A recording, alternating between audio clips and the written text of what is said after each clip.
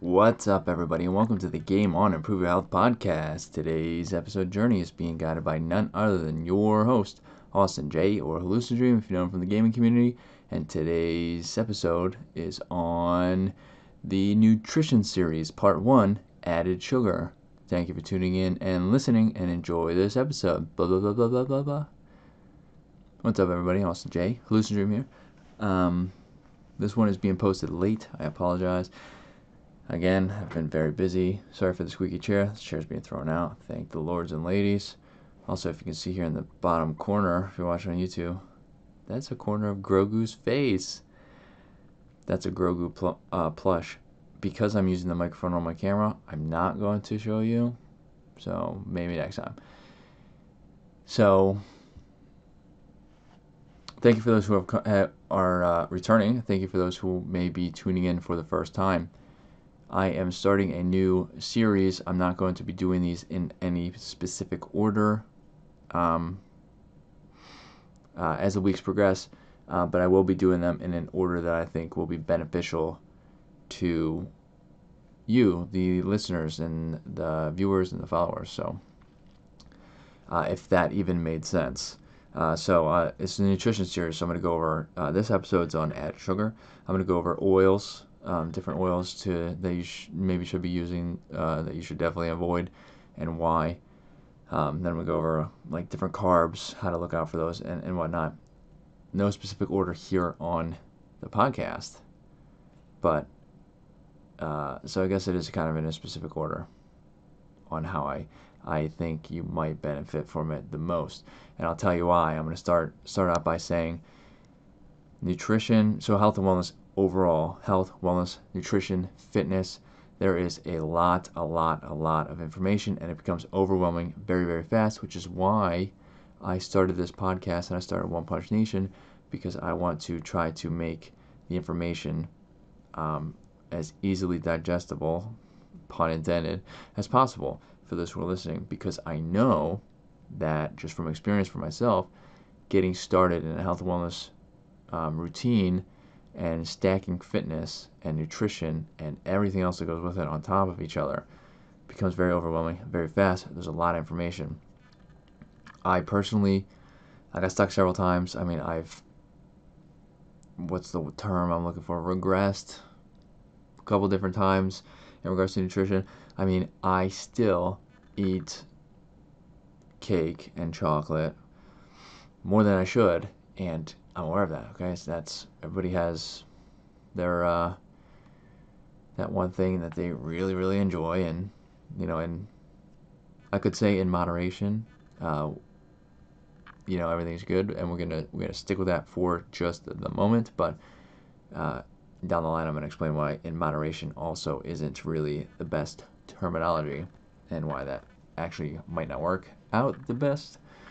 But I do stand by the fact that if you don't feed your quote-unquote sweet tooth with something close to what exactly you're craving, like chocolate cake, it could turn out potentially worse, right? So, like, I have a piece of cake that's sitting in the refrigerator, just as an example. I know I probably shouldn't eat it, but I've been wanting to eat it for days. If I don't eat it soon, I'm probably going to just go overboard and eat a whole cake, right? So I just need to eat that piece of cake.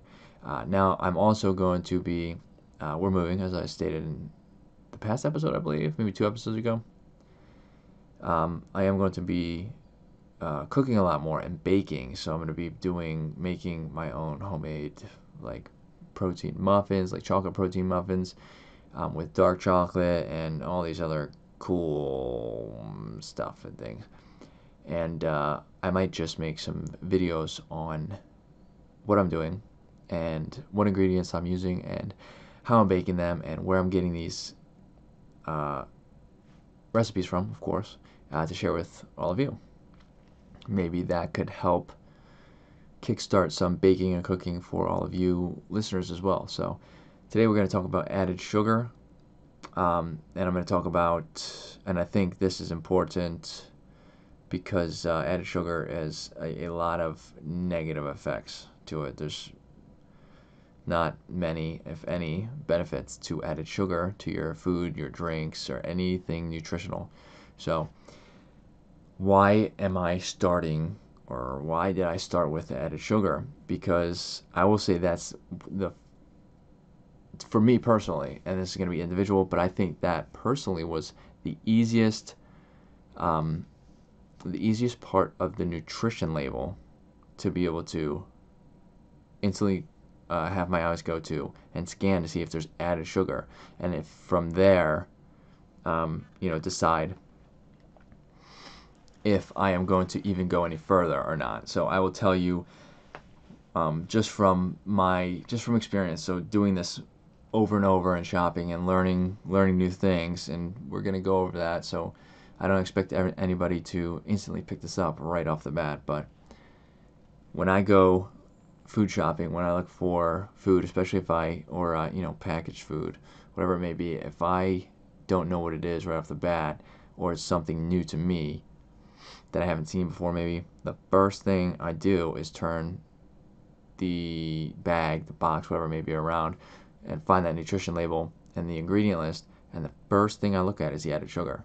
And I do that because if it has too much added sugar in it, I really, really, really, truly try for zero added sugar at all times. But sometimes you're just in a pinch, you can't do that, and that's okay. Especially when you're first starting out, it's very, very hard to eliminate sugar as a whole, added sugar as a whole, because it's in everything. So, but that's the first thing I look at, and as an estimate, if I see I feel like 9 is my number. If it's 9 grams of added sugar or above, I typically put it back instantly. I don't even look at anything further, unless it's like something I really truly need. I'll give an example. The other day I needed dark chocolate chips so I can make this dark chocolate chip cake. I also put it in overnight oats, but I went to 2 different stores, couldn't find the dark chocolate chips that I was looking for, but I knew I wanted to make this cake, right? And this overnight oats. So I got the closest thing that I could, had 11 grams of sugar in it. Wasn't completely dark. The ingredients were fairly good in comparison to all the other stuff. So, but I did settle for that one, and sometimes that happens. I'm not going to, as it stands right now, I'm not going to sweat over that, because 2 grams of sugar, as long as I I am aware, and I make sure that I continuously am aware of the amount of added sugar I am, taking in, right? And that is just kind of like this chair. That's kind of just a like a thing I think everybody should do, but the thing that I do, like I don't count. Like I'm not counting macros here. Like I'm not counting my added sugar and adding it up. And every time I eat added sugar, I'm not logging it, but I am taking a mental note to try to keep it as low as possible. So, I think added sugar is a good start for people. So, my rule of thumb for me personally is 9 grams. Now, I probably didn't start there. I don't remember off the top of my head how exactly I started and where, but I know sugar has been the first thing I eliminated since I started my health and wellness routine, and I believe I probably started pretty low as well. But I was probably a little more lenient back then. So if you're just starting out, you can be a little more lenient, because especially if you're not used to it, be a little more lenient, and then start slow. Just like if you haven't listened to some of my past nutrition episodes, we talk about starting slow, taking baby steps in those episodes, as well as many others. But there is the first thing I want to now I'm going over a lot of stuff already, but the first thing about added sugar and sweeteners I want to say is, and I don't know these names off the top of my head, so I'm going to reference them, of course. I do know some of them, but so when you're looking at added sugar, right? And I didn't mention this, but even if it says it doesn't have any added sugar in it, if you look at the ingredients list as well, So this is something I do as well. So I will look at the I will look at the added sugars. If it's 0, I instantly go down to the ingredient list and I scan the ingredient list as quickly as possible to see if it has a name of a sweetener or added sugar in it. And those names can be, if I remember, I'll put these in the description. And if I don't, I apologize. Somebody reach out, and I will. Aspartame, which is also known as amino sweet and NutraSweet. That's what one of the ones I didn't know. I know aspartame, but I didn't know amino sweet and NutraSweet were names for it. So that's interesting. Something we both just learned today. Except I learned that like yesterday. There's acesulfame. Now I'm not going to say these correctly, so I apologize. Which is also called ACE-K, like ACE-K, ACE, like the card. Saccharin, sucralose, which is Splenda, if you didn't know. Everybody knows that one. And tagatose. Now these are sweeteners that, add added sugar into packaged foods or drinks, and they have pretty hefty negative effects on health and wellness overall. So if you see any of those in an ingredients list, now I don't expect anybody to remember those. What I would do is probably anything that I go over with names specifically, maybe write them down on like an index card or some kind of card that'll fit in your wallet. I would hope when you're going shopping, you probably have your wallet on you, or if you have one of those phone cases that you can put your credit card in the back, slip that card back there so that way you have it, or put a note in your phone. I feel like if it's a physical card though, it'd be a lot easier to reference and you might not forget as often, right? So there's some notes I put in my phone that I find months later, and I'm like, wow, probably should have looked at that a long time ago. That's why I wrote the note. Anyways, so those are how many was that? 1, 2, 3, 4, 5. 5 different sweeteners with 6, 7, 8, 9 different names. Okay. So, well, Splenda technically you probably won't see on an ingredient list, but that is one of them. Now there are good sweeteners that you can use. So like if you're baking, and I use some of these as well. I use stevia. Stevia is one of them. That's one of the best and most known. Stevia is a plant, so this is stevia plant is what it comes from, and it's incredibly sweet, and it is right off the top of my head, this is a no calorie, no added sugar with it, and it's one of the healthiest alternatives to sweeteners that you can get. And a lot of people use that. You can look up stevia and recipes that use stevia, and a lot of people vouch for that specific sweetener. There's also monk fruit. I use monk fruit for a variety of different baking, as does my wife. She does most of the baking right now, but that's going to change soon. That's a powder, and that comes from like a small green lemon, which is what a monk fruit is. That's also something I just learned. I knew monk fruit and the benefits of it, and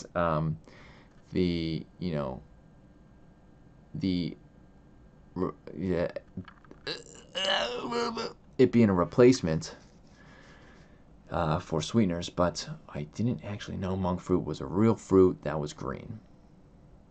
So that was cool. There's also erythritol. Not gonna say that one right. I never will. I don't even say that one out loud often because I'm afraid of saying it wrong. So I'm going to say it wrong. Somebody can correct me if you want. That's not as sweet. So that is one that's not as sweet. We also have a bag of that downstairs, and that one is good for cooking. Like you can add that into sweeten up some of your dishes, right? Some of your main dinner courses, we'll say.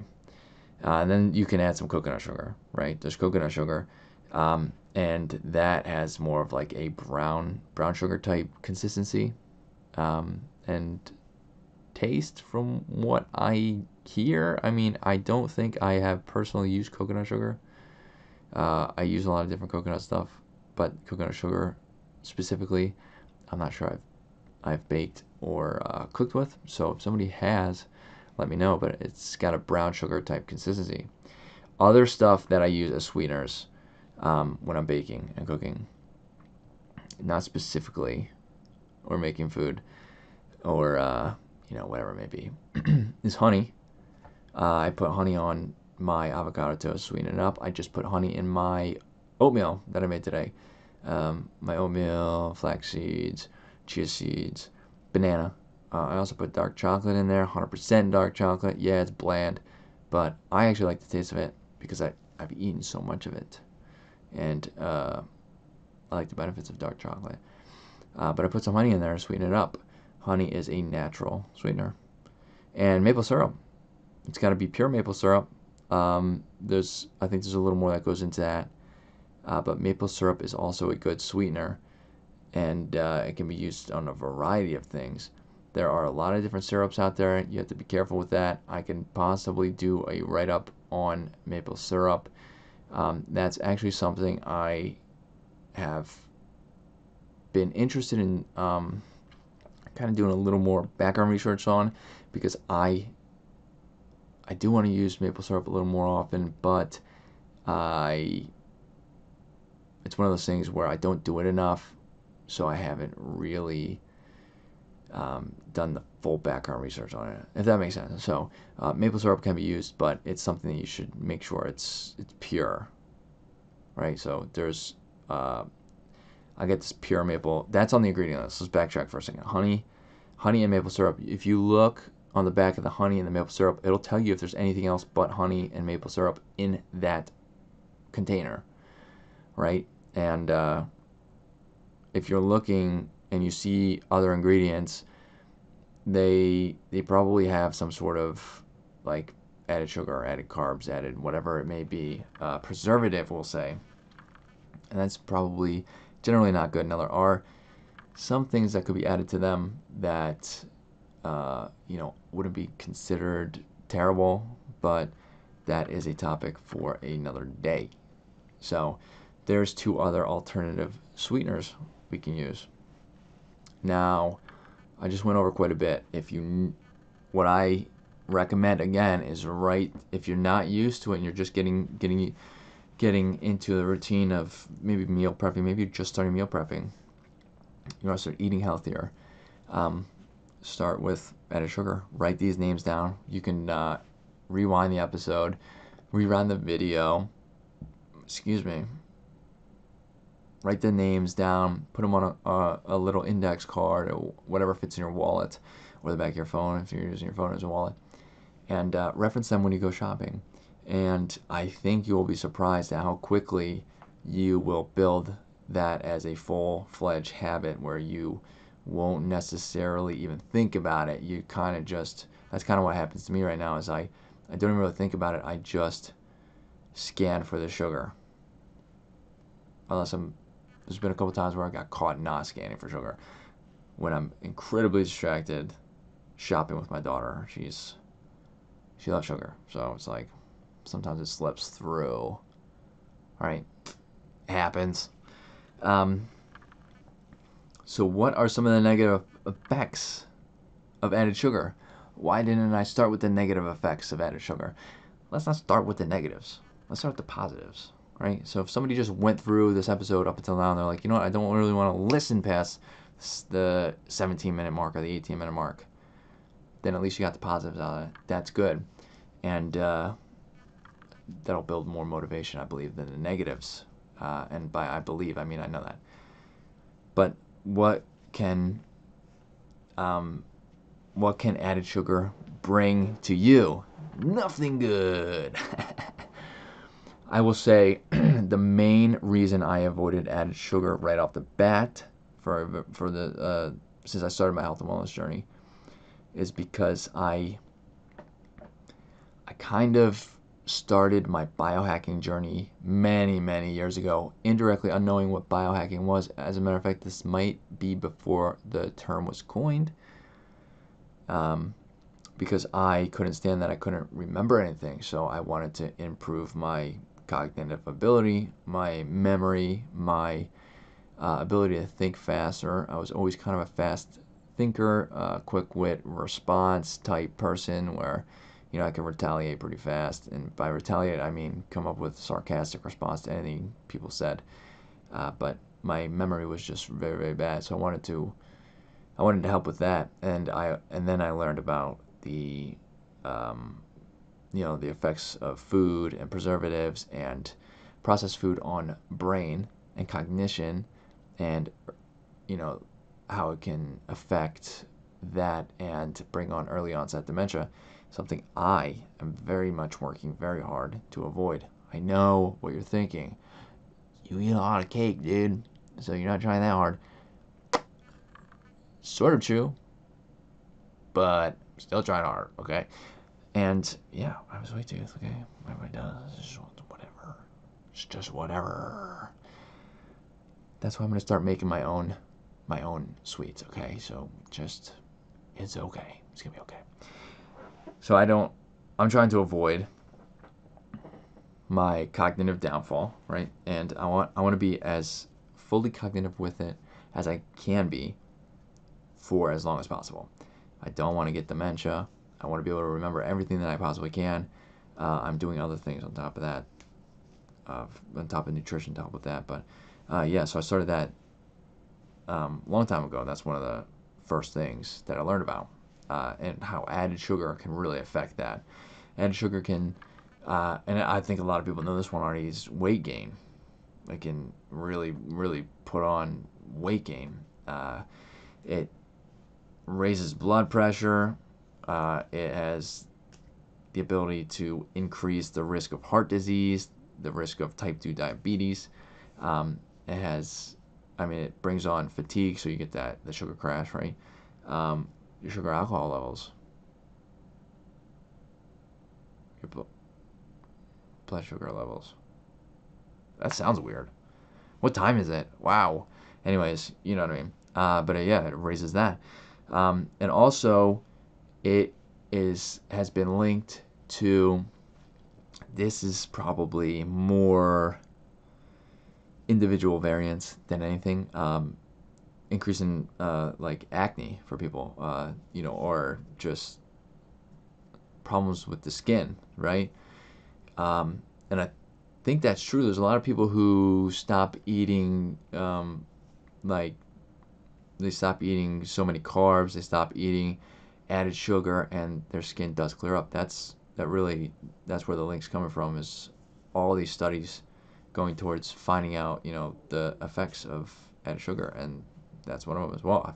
I find that interesting. I've known that for a long time, but I find that interesting, and I feel as though that's something not everybody knows as well. So, and one of the really, really hugest, biggest ones is inflammation.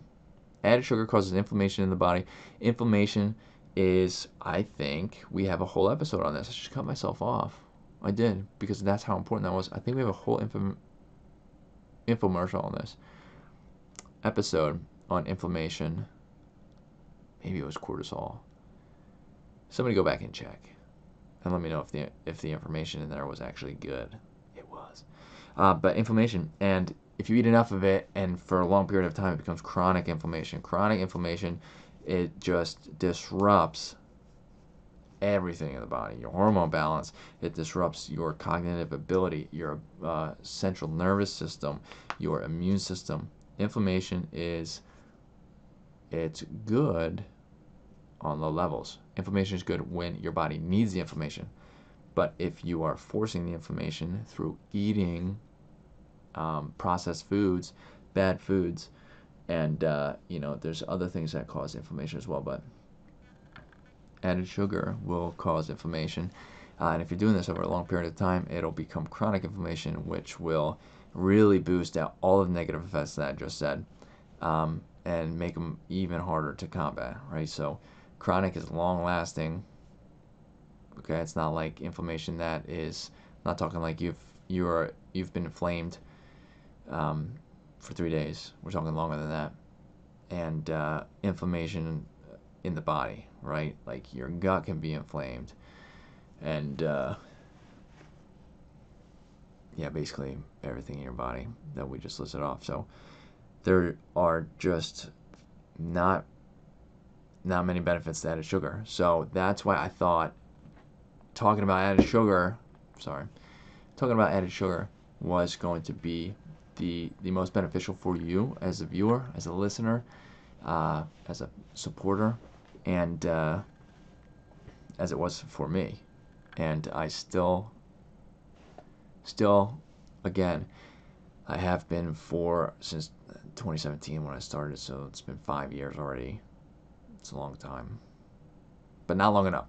I've been looking at added sugar first, and I make sure I eliminate that as much as possible, because that one is, and I've made that a serious habit, so that one's the easiest for me. I think that just knowing some of the positive aspects of what we talked about today in regards to possibly making a list on which ones to avoid, which ones you can use for cooking.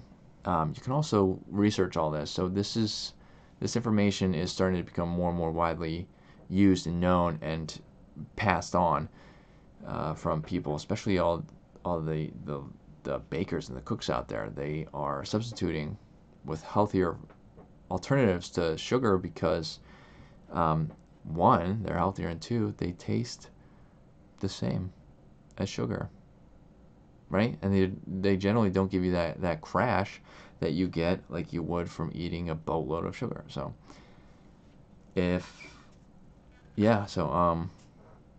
what I have for added sugar. If anybody has any questions on anything you heard, by all means, please let me know. Let me know in the comments here on YouTube. Let me know in the comments on the podcast platform. Reach out to us on social media if you're watching on YouTube. Over here on the left, that's the left. Over here on the left is all of our links. If you're listening on the podcast platform, all of our links are in the description. Reach out to us, let us know. We'd love to answer the questions in our follow-up and question and answer. I've been getting that one wrong lately. As well as, add on to what I may have missed or feel as though I needed to add on next week. So thank you for those who are returning and listen. Thank you for those who may be just tuning in. Hit that subscribe button, hit that like button, leave us a review if you enjoyed what you heard today. And I hope to see everybody in next week's episode. Thank you.